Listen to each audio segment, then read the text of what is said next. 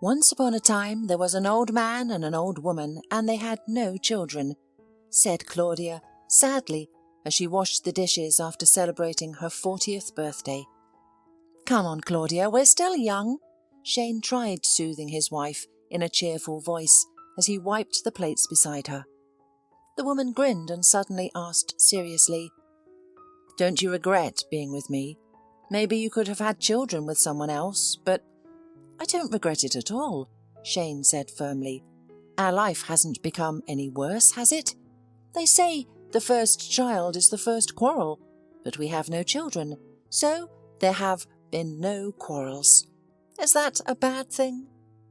Of course it is, Claudia agreed. She didn't want to argue with her husband about it, especially since they had long ago accepted the fact that they would not have children. They had never even considered breaking up because of it, and now, almost 20 years after getting married, that thought was even more distant. However, as they grew older, both spouses started having secret thoughts about the possibility of loneliness. Their parents had passed away, and they had no siblings, so if one spouse lost the other, they would be all alone in this world. However, they didn't speak about it aloud. Why worry before it's time? Soon after that conversation, Claudia suddenly started feeling unwell and became worried. She didn't have any specific pain, but everything felt different somehow. She grew tired quickly, had unexplained drowsiness, swollen legs, nausea and no appetite. What if something terrible had happened? How would Shane cope alone? She went to the doctor, who ordered various tests and referred her to other specialists. Strangely enough, the doctors found no abnormalities, but her condition was not improving. At first, Claudia had hidden her ailments and visits to the doctors from her husband, but eventually she couldn't bear it any longer and told him the truth. I don't know what's wrong. I am really afraid to go to the doctors. Everyone says that everything is fine, but I feel that something is wrong. I only have to go to the gynecologist, who will definitely find some abnormalities, or maybe to postpone the visit. It happens that people get sick, and then everything goes away. Maybe I'm just tired? Don't say that, please. You literally used to die every time you got a runny nose, and now you're saying it'll go away on its own. Dear, we're not getting any younger, and you women, they say you may be going through menopause. You can get all sorts of ailments during that time. Maybe you too. You should see a doctor. See if they'll prescribe you some medicine. Yeah, listen, you're probably right. I hadn't thought of that. That makes sense, agreed Claudia, whose mood was really unstable due to her health problems. Every now and then she wanted to cry. Having calmed down his wife, Shane went with her to the doctor, saying that he would wait near the clinic, and he didn't recognize his wife when she came out. She looked so amazed and enlightened. What is it? What did the doctor say? He asked. Well, he said that in 6 months our menopause will be born, Claudia replied with a broad smile. Who will be born? Shane did not immediately understand. A child will be born, Shane. I'm pregnant. Can you imagine? As if not believing her own words, Claudia replied, and tears ran down her cheeks. Really? Really? Shane asked in bewilderment, not knowing whether to rejoice or be frightened by this news. Well, is that a good reason to joke? I'm telling you in all seriousness. I told the doctor that I was probably going through menopause. She looked at me with laughter and said, Menopause? You're 3 weeks pregnant. Maybe more. I did not believe her, and she told me, the matter is yours, of course, but you will need to take care of yourself because the baby will still be born, regardless of your belief. And she was laughing at me, and I'm standing here, laughing and crying too. What is it, Shane? It's been 10 years since we dreamed of anything like this. We've accepted that God didn't give it to us. That's it. And this news. Claudia, you're kidding. Shane still couldn't believe it. Stop joking. Is it really true? It's true. And you are right. We're not such an old man and an old woman. We're young parents." When the couple walked home from the outside, they seemed young, in love, perhaps even a little champagne. They laughed, they hugged, they chatted, they were happy. As they approached the house, Shane came to his senses and gently took his wife under his arm. "That's all very well, Claudia, but you must take great care of yourself. How are you feeling? And anyway, what did the doctor say about what you may eat, what you may drink, how to behave in general?" "The doctor said everything is going well. Now I'll have to visit her regularly, get checked, have tests, go through all the procedures that will be prescribed. It's just like any other pregnancy. Nothing special. It's not like I'm an alien, so there's nothing unusual about my condition. I have every chance of having a baby at term. Of course, I feel not very well, but many pregnant women feel like this, or maybe even worse, I don't know." But no matter how much Claudia cheered up, she didn't feel very well. The doctors reassured her that it was only natural, and when it turned out, after the ultrasound, that she was carrying twins, everything became clear. Your body is not so healthy as in your 20s. You're giving birth for the first time, and even twins. So, all your ailments are quite natural, and they do not require any medical intervention. Just take care of yourself, rest more, and if possible, walk in the fresh air. It was understandable, but it didn't make the poor woman feel any better, and neither did her husband. Shane suffered almost as much as his wife, agonizing over the fact that he couldn't do anything to help. They weren't rich at all, but for the sake of his beloved wife, who was going to give birth to 2 babies at once, he was ready to do anything. But Claudia understood perfectly well that her condition would only be relieved by childbirth, so she didn't show any special demands, and she didn't have the strength for them either. And Shane's friends even teased him a little. "I think you're taking the pregnancy even worse than your wife. You've lost weight, you're exhausted, doctors are watching her, and I've read that late kids are the most successful." But unfortunately, no one realized that Shane was more worried because his wife was having a hard time, and he couldn't help her. And soon, to everyone's joy, the day came when the twins were born. Charming, healthy baby girls. The parents were overjoyed. That's why they had waited so long, for the sake of becoming a father and mother of 2 such wonderful girls. They named them in honor of their parents, who had never met their grandchildren. Nina and Alexis grew up without any problems. They were healthy and intelligent, as if justifying their status as late and very promising children. They looked very similar, but they differed from each other in character and hobbies. Alexis was a quiet girl who loved animals and dreamed of becoming a veterinarian, and Nina, more lively and sociable, practiced gymnastics and wasn't in a hurry to choose a profession. Despite all these differences, the sisters got along very well with each other, and their mother and father couldn't even remember a time when the girls caused them any trouble at home.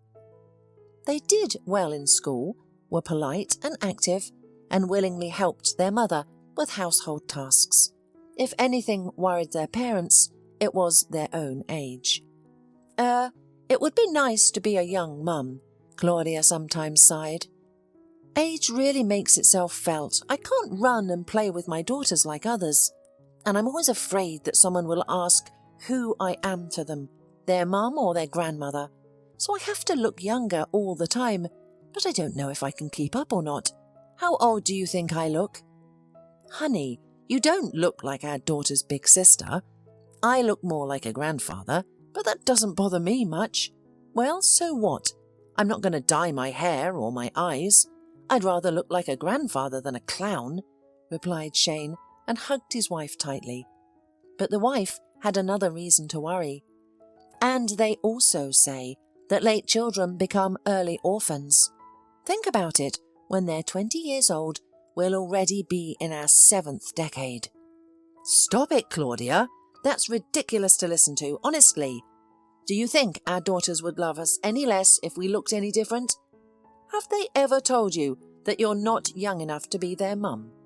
And I don't think we should pay attention to anyone else's opinion, especially since I've never heard anyone else call me old, let alone you. Yes, we're practically the same age, and everyone thinks I married a young girl." "Oh, it's all your compliments," his wife waved away, still flattered by Shane's words. "It's better to give compliments than to make such predictions. You're burying us, and then you're writing us off as decrepit old men. Honey, live in peace. We're healthy. Of course we're not young, but not ancient either. You have strength, everything's all right. But for some foolish reasons, you're looking for trouble. Don't anger God," her husband reproached her with discontent, who really did not like this trait in his beloved's character. But that's how Claudia was. When everything was going too well, she began to fear that soon they would have to pay for their good fortune with some misfortune. And indeed, misfortune struck in her life. So she kept worrying, no matter how much her husband reproached her, and no matter how much she scolded herself. Indeed, their life was very calm. They married for love, lived harmoniously even when they were alone. And when their daughters were born, Claudia and Shane couldn't be happier with their little princesses. And although their financial situation wasn't the best, as Claudia no longer worked and dedicated her time to their children, they tried not to deny their daughters anything. Luckily, the girls weren't particularly demanding. They didn't have time for such things. They were occupied with their own studies, leaving no time for frivolities. Besides, the sisters were best friends to each other. They didn't need to compete with other girls in terms of clothes or toys. They had everything in common. And on the 15th birthday, Alexis suddenly asked for a special gift, a dog. They had been talking about how much she wanted a four-legged friend for a long time, but until now, her parents had discouraged her. She already had pets, hamsters and parrots, but her parents were persistent in their refusal to get a dog, telling her to wait. "When you grow up, you'll definitely get a dog, but for now, you and Nina are still young. You have to walk the dog, take care of it. Who's going to take care of him? Your mum?" For a while, Alexis reluctantly agreed to wait, but on the eve of her 15th birthday, during the summer, a neighbour's dog gave birth to puppies. It happened at their summer house. Alexis saw how adorable little cubs were frolicking on the neighbour's property, and she became determined. She declared that she wanted a dog, and it had to be Alibi. "Are you crazy, daughter? Do you really want Alibi? They have such a dog as a guard, and it's such a huge creature. Why do we need such a dog? It will just be a machine for destroying food." Shane was horrified. "And produce so much waste," echoed her mother. "It will suffocate us with its fur alone. You can't wipe a dog like that with a rag after a walk in the bathtub." "No, I'm strongly against it." But Alexis was too persistent, and they soon realized that, without an alibi, they wouldn't be able to return home that summer. Alexis swore that they wouldn't feel any inconvenience from having a dog. "Honestly, I'll take care of him myself. I'll clean up after him and do everything. And as for food, don't worry, I'll get a part-time job. I'll put up ads or distribute flyers. There are plenty of other jobs." "And who will study for you? Nina? At least you should tell your sister that it's not a good idea." The parents tried to get their other daughter on their side, but as usual, she sided with her sister. "No, having a big dog is great. No one will bother us. Everyone will be jealous. It's not like having a chihuahua, but a dog like Alibi is almost like a person." In short, in the confrontation between the children and the parents, the girls won, of course. The neighbour agreed to sell them a puppy. Alexis chose the one she liked the most and named him Charlie. Everyone immediately fell in love with this little boy, who was already the size of a human toddler. He was cute, fluffy, mischievous, but already smart and well aware that his main and only mistress was Alexis.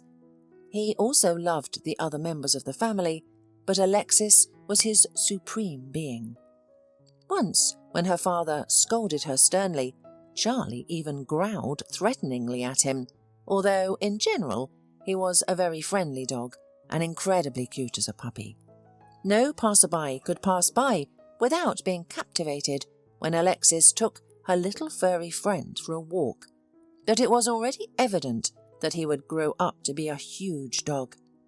Sometimes, while caressing the puppy, Claudia would say, "Oh, Charlie, if only you could stay forever as a little teddy bear. Such a cute, mischievous boy. But you'll grow up to be a good calf or even a bull." Alexis fulfilled her promise and took great care of Charlie. She practiced with him, took him for walks, taught him various dog tricks, and even completed a course for young dog trainers to properly educate her furry friend. She also managed to find a part-time job, despite her parents' disapproval.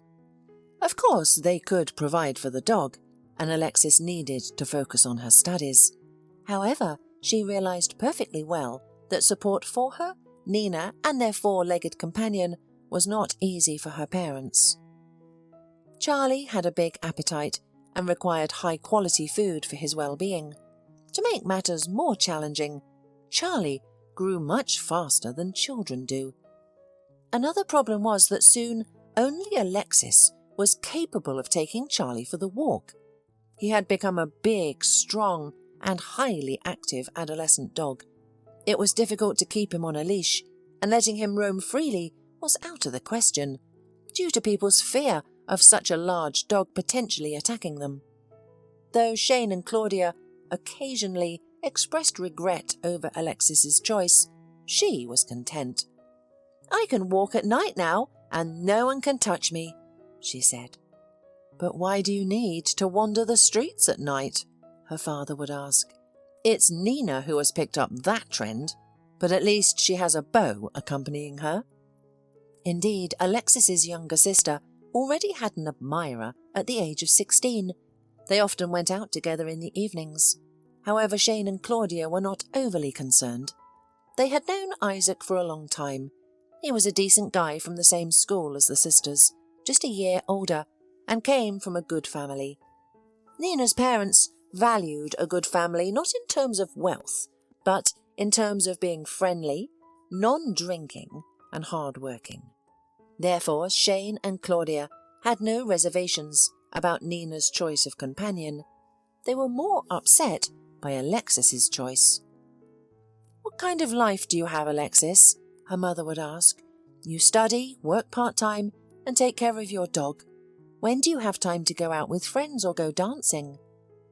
"Oh, Mum, you always say the same thing. Other parents scold their daughters for going out, but you want the opposite for me. By the way, thanks to Charlie, I've met many interesting people. I'm never alone when I go out because there's a whole group of us dog owners, and they're all good people because you can't be a bad person and own a dog. So don't worry, I don't need to go out at all." "Yes, on one hand that's a good thing," her mother agreed, "but on the other hand, you will never have a second youth anymore, and you want to spend it on a dog. Look at Nina, she's so happy and radiant." "I'm happy too, honestly," replied the daughter, embracing Charlie. Looking at her, there was no doubt that the girl was happy, and all the mother's doubts were unfounded. But what mother doesn't worry about her child? I hope it doesn't take too long for my daughters to have babies. It is better to be young parents anyway. It's good that Nina will marry early. At least I will be able to admire her happiness and, God willing, wait for grandchildren. Well, and maybe, looking at her sister, Alexis won't delay with this either. After all, she socializes a lot with people, and she's such a good, responsible girl. Who else to love if not her? Claudia habitually pondered about her daughter's future. Time passed, and the girls successfully graduated from school. Alexis enrolled in veterinary college, while Nina still couldn't decide on a profession and went to art school. Her fiancé also enrolled in the college, with more definite plans. Both parents had to discuss the future wedding, as the young couple had already firmly decided to get married. "And where are you rushing off to?"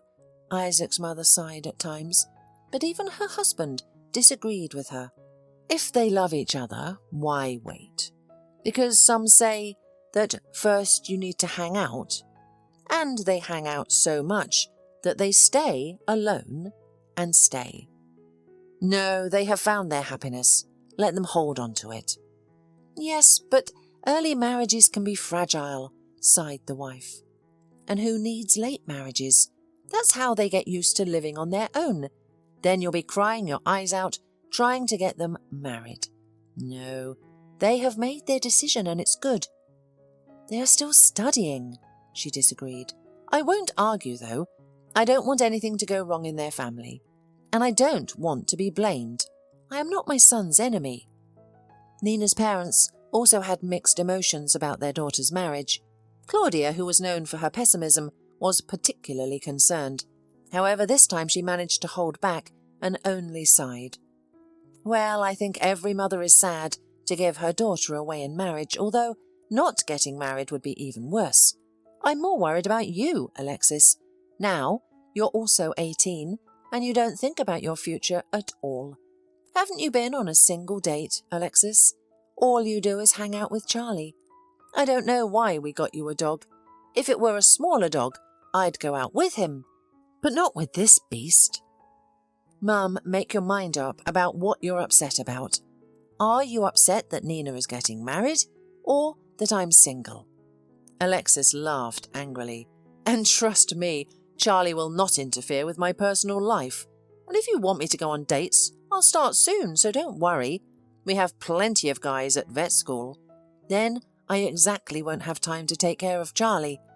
You'll have to do it instead of me." "Oh no, then don't go out with them, or take your beast with you on the dates. By the way, dogs are the best way to check out potential suitors. Charlie won't let just anyone have you."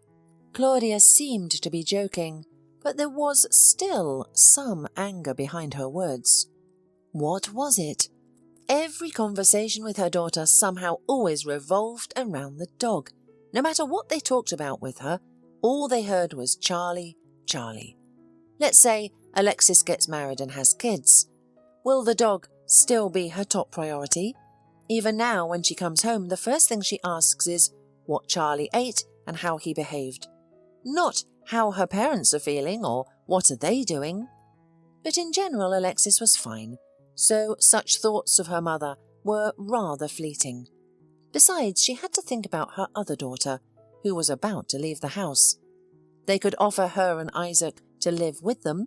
After all, they had a 4-bedroom apartment, so they could have their own room. But the young husband probably wouldn't want to live with his mother-in-law, and their spacious apartment could be cramped for all people, plus a huge dog that's almost like a person.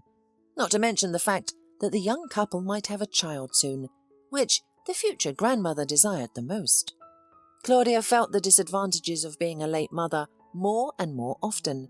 Even her future wedding, Nina discussed more with her sister than with her directly. Of course, she included her parents in the discussions, but when it came to choosing the bride's dress or the wedding venue, the decisive word often went to Alexis. It's not that Claudia was offended by it. She understood perfectly why it was that way, but she often thought that if she were younger, she would have been more actively involved in her children's lives. And when it was Alexis's turn to get married, they would be even older. Although the girls never discussed their parents' age, Claudia could feel that they were not on the same wavelength. Meanwhile, Alexis was genuinely happy for her sister and often whispered with her about the upcoming marriage. The girls didn't mean to offend their mother, and frankly speaking, it wasn't about age, but because they were best friends as well as sisters. "Tell me, do you really love Isaac so much?" Alexis said. "Of course I do. You know, when he's not around, it feels like I'm not really living. I want him to always be by my side, and it will be very soon. I even thought about transferring to his college so we could always be together there. But we'd still be in different courses, because it would be too difficult for me. I'm not good at math. And you know, Alexis, being apart, but knowing that we'll see each other soon is not so bad. I'm so happy when I see him. It's like a light bulb turns on inside me. That's great. I'd like to feel that way about someone. Although, you know, I really liked a boy back in high school. I was even convinced that I was truly in love with him. I thought we would get married, but he didn't even know. He didn't pay any attention to me at all. Alexis laughed. But it's gone. You're not in pain anymore, are you? Nina asked anxiously. I didn't suffer much then, and I don't suffer much now. It's funny to think that I used to like him, because now he doesn't seem cute at all. I like some guys at the vet, but without any light bulbs. Alexis replied and smiled loudly. Does anybody like you? Have you ever noticed that? Nina kept being curious. Well, of course I have. When we go for a walk with Charlie, there's a guy who joins us all the time. His name is Michael. He lives in the neighbouring house. Well, he obviously likes me a lot. He could be out with other guys, with his husky, but he's still with me and Charlie. Alexis laughed again. Only you know, he's only 15. So dating or love are out of the question. But it's still interesting to talk to him. Aren't there any more serious suitors? You know, the kind that would invite you to go out with them? You know, without the dogs, let's say. I have, Alexis grumbled unhappily. But you know, there are no options at all. One adult man with 2 dachshunds, I do not know. He is about 30 years old, probably, or more. He even hinted that it would be nice to date, but I blew him right off. And another one, he's with a border collie. You've seen him. I think the dog's name is Cherie. He was hitting on me too. But you know what? He's married. I try to stay away from him now, of course, if he's out with his dog. I'm ashamed even to be seen by his wife now. Oh, why should you be ashamed? You weren't flirting with him, were you? Of course not. I didn't even know how to do it. In fact, I don't know if I'll ever get married. I don't feel like it. Although when we were picking out a dress for you, I was looking for one for me too. Will you let me try yours on? Or is that bad luck? Of course, you're not a stranger. You're my own sister. And what's more, you're my twin. You and I are almost one and the same. That is, you're my other self. Nina laughed. She was so happy on the threshold of the wedding, so beautiful when she measured her outfit. Isaac seemed to have equally strong feelings for his bride. He, too, tried not to leave Nina's side for a day. At every meeting, he rushed to her as if he hadn't seen her for a year, even if the separation lasted only a few hours. It was hard not to envy such a feeling and wish the same for herself. Isaac was a loving, reliable, smart young man. When he became a fiancé, he matured a lot, became a serious person, looked not like a boy but like a man. And after he passed his driver's license, his father entrusted him to drive his car, which worried Claudia a little. Every time he and Nina drove somewhere together, she always worried. Well, I would be okay if they were only in the city, but they go out of town and on the highway. They can speed up. Isaac isn't an experienced driver. He's just got his license. It's understandable that I'm worried, but who wouldn't be? She often said. Meanwhile, the wedding day was steadily approaching. Everyone was already counting the hours until the registration. A few days in advance, the bride and groom went to the restaurant chosen for the banquet. They took Alexis with them as the main consultant.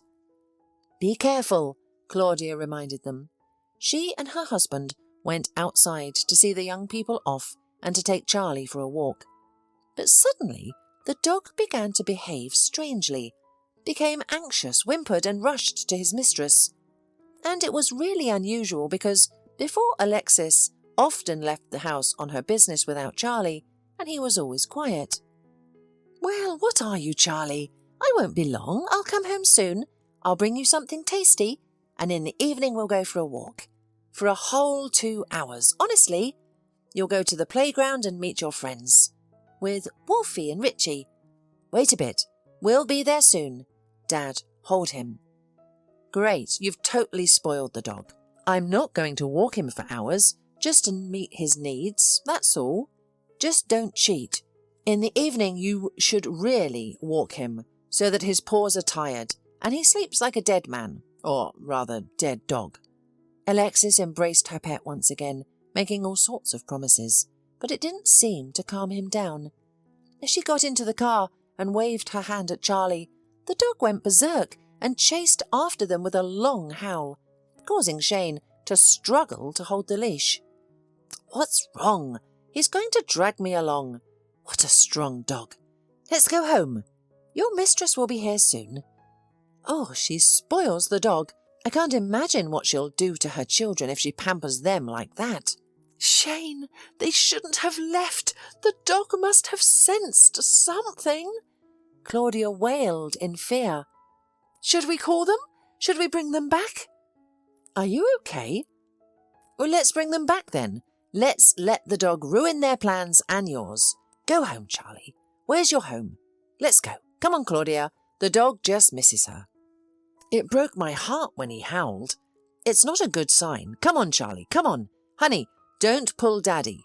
You won't catch up with the car anyway. Soon Alexis will be back and you'll go for a walk."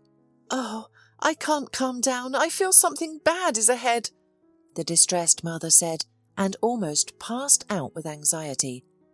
Meanwhile, Shane kept persuading her. "The dogs don't sense anything. Be quiet. Remember, have any of your bad omens come true? No, never. So calm down. Aren't you tired of always seeing the negative side of things?" Shane himself was anxious inside too. He didn't know why, whether it was because of the dog's behaviour or his wife's distress. Mostly he blamed Claudia for actually scaring herself, which in turn frightened him. Surely it was the result of her superstitious nature. She believes all sorts of nonsense. Soon she'll start going to some fortune tellers to remove curses or something, he thought with annoyance. At home, Charlie seemed to calm down, lying down in his spot, resting his head on his paws and staring off into space. "Well, you see, he's lying there quietly. He doesn't need anything," said Shane, who had noticed a big tear rolling down from the dog's eye. "And it's time for you to calm down. You're getting all worked up. Take a pill for your blood pressure." "What does that have to do with it? You know, anything can happen on the road." "What could happen? They're not going to the North Pole. It's just a short trip. You could have gone with them, though, because they could go overboard with their expenses. You would look at the budget."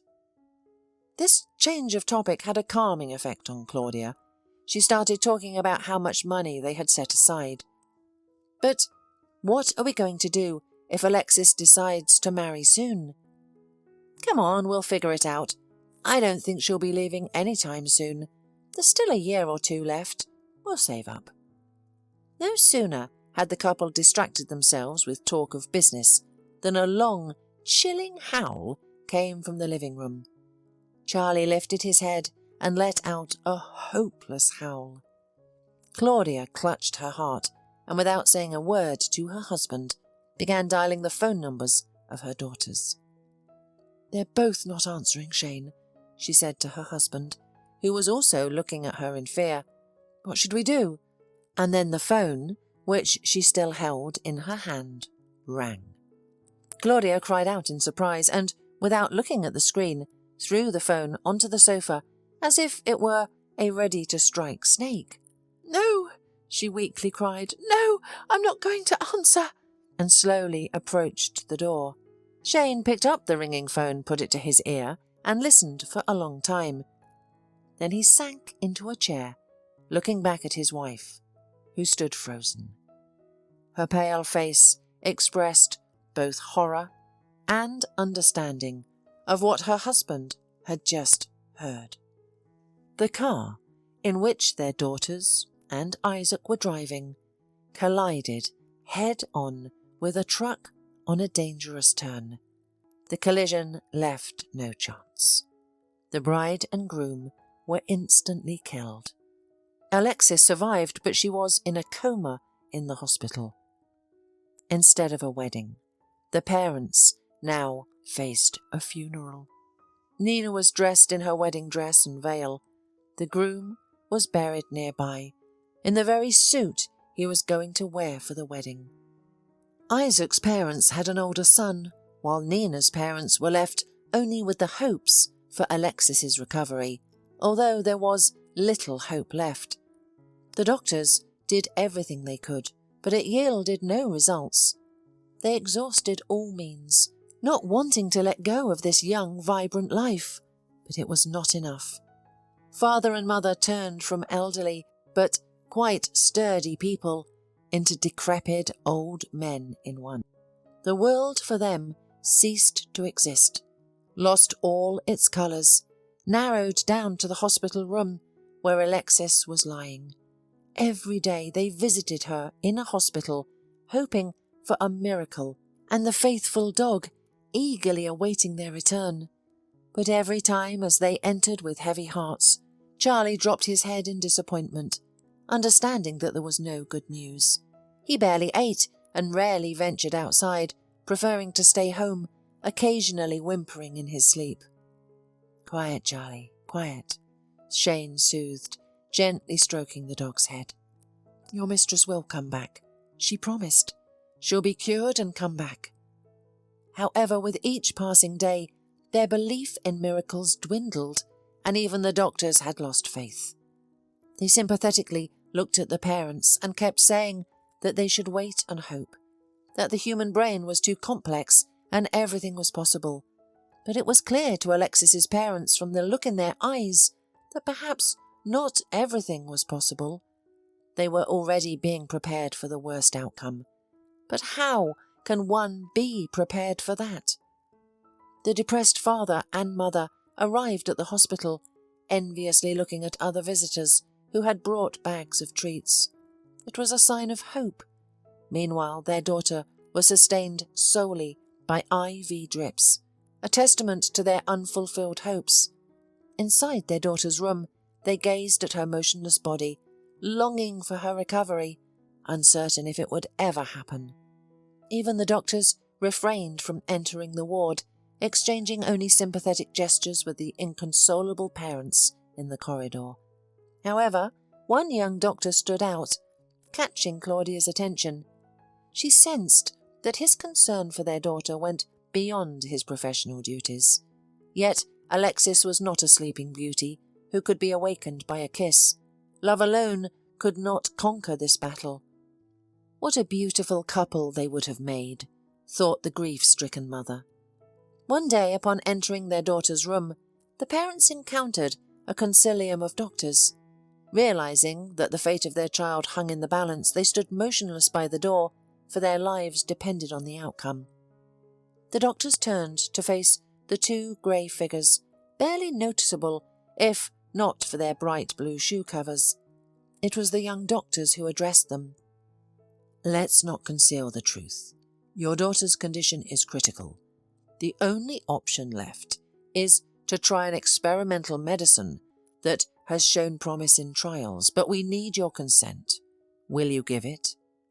Claudia and Shane exchanged glances. A new medicine? An experiment? Desperate and devoid of hope. Could they refuse such an opportunity?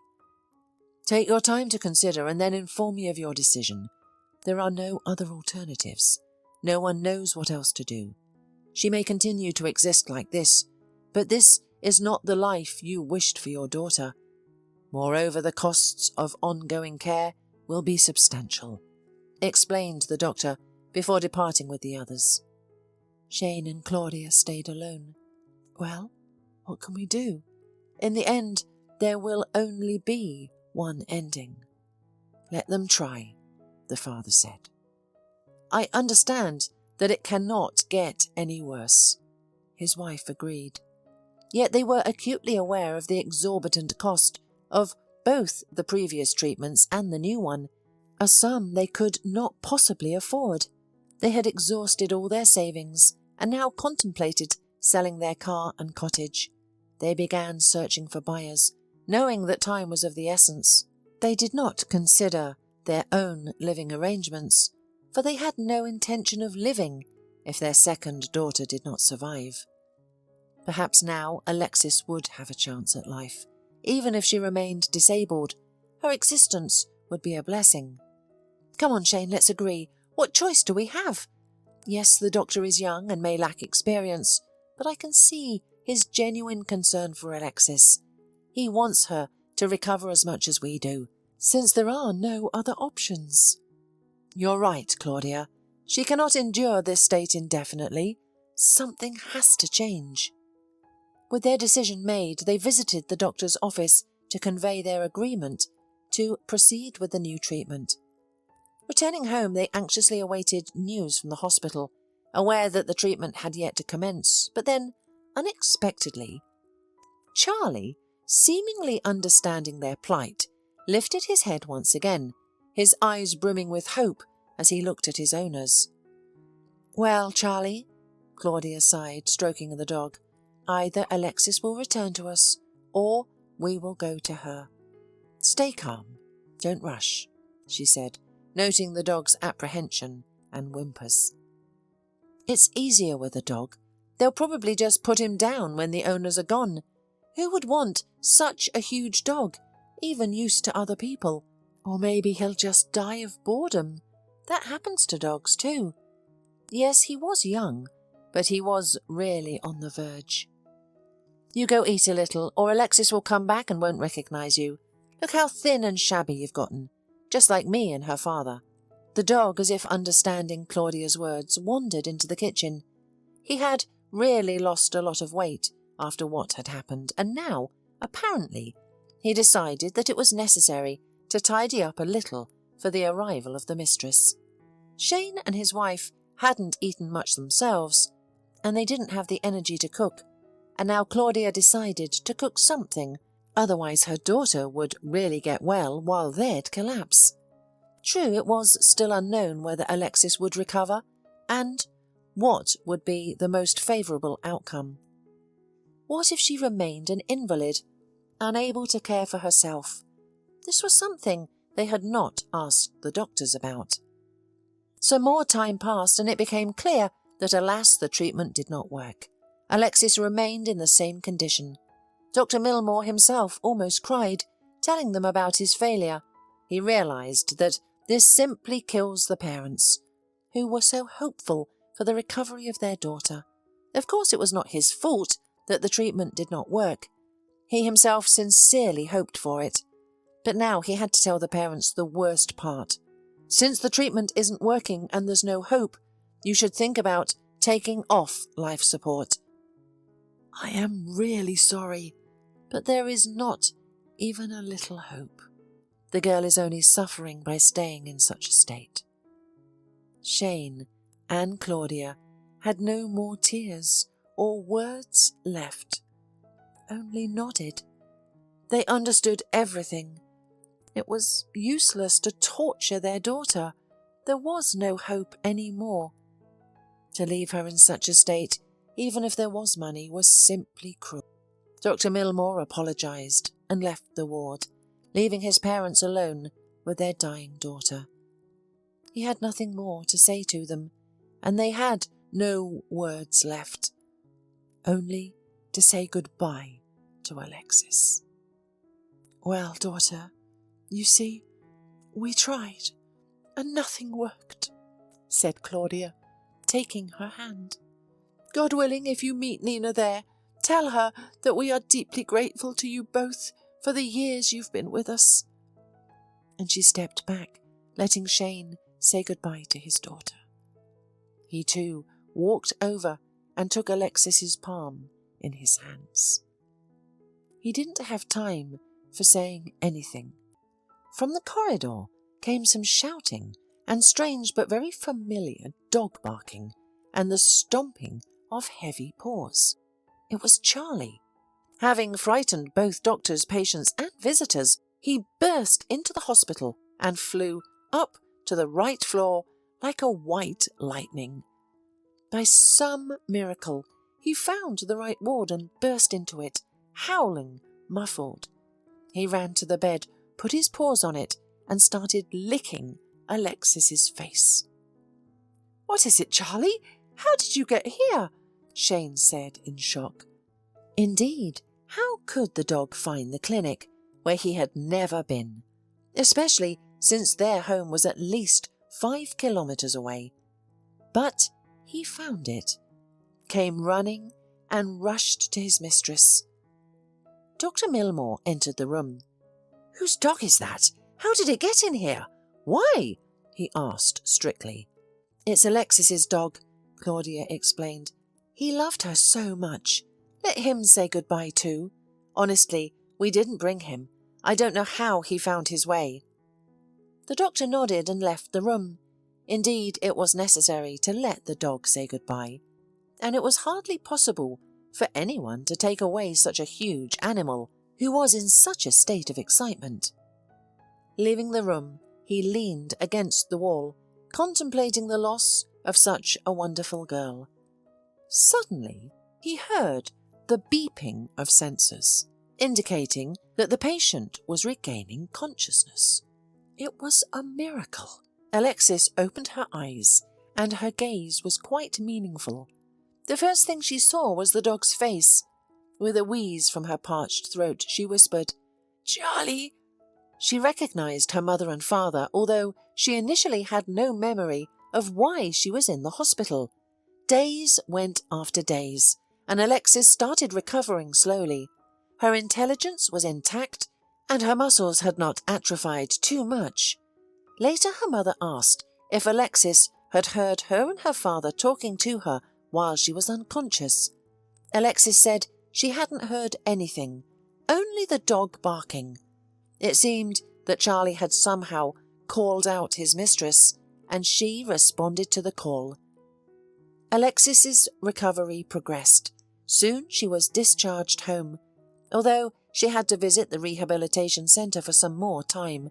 But it was not difficult, especially since she always had Dr. Milmore Nikolovich by her side, who at first visited her as if on duty, but eventually confessed that he had some other feelings for her. Alexis, who had long dreamed of true love, readily accepted his advances. Besides, she needed a guide, and with Dr. Milmore, it was not difficult to go to the cemetery or to walk with Charlie. As for the dog, he seemed to realize that his mistress was weaker than before, but he was so happy to be able to run and walk again that it was impossible to keep up with him.